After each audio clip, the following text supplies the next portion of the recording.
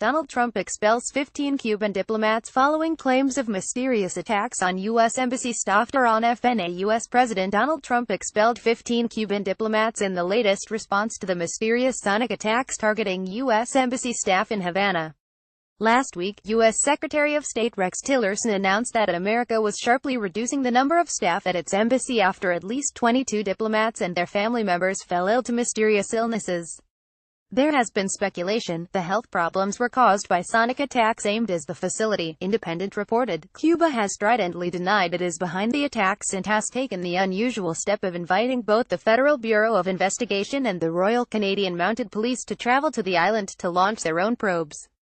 On Tuesday, Mr. Tillerson said the U.S. was expelling the 15 Cubans from its embassy in Washington in order to ensure equity. U.S. officials in Washington told reporters the steps had been taken in order to protect American staff in Cuba. They said the total number of people who had suffered strange health issues that included hearing problems had now risen to 22. Until the government of Cuba can ensure the safety of our diplomats in Cuba, our embassy will be reduced to emergency personnel to minimize the number of diplomats at risk of exposure to harm, Mr. Tillerson said in a statement last week. A State Department official told reporters the number of expulsions was selected to make sure the U.S. and Cuban embassies would have similar staffing levels. The U.S. decision to expel a large portion of Cuban staff at the embassy was communicated to Cuban Ambassador José Ramón Cabanas on Tuesday, and the diplomats were given 7 days to leave the United States, the official said.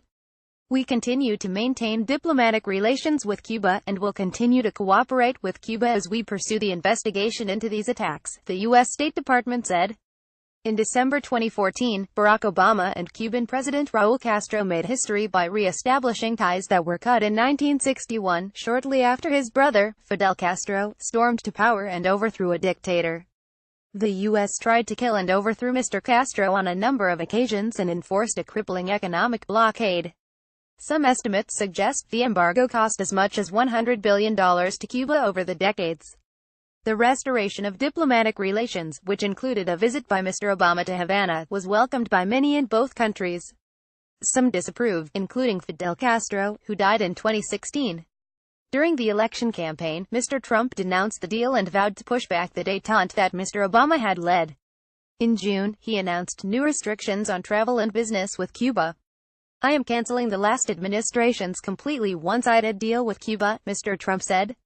They made a deal with a government that spread violence and instability in the region and nothing they got. Think about it, nothing they got. They fought for everything and we just didn't fight hard enough, but now, those days are over.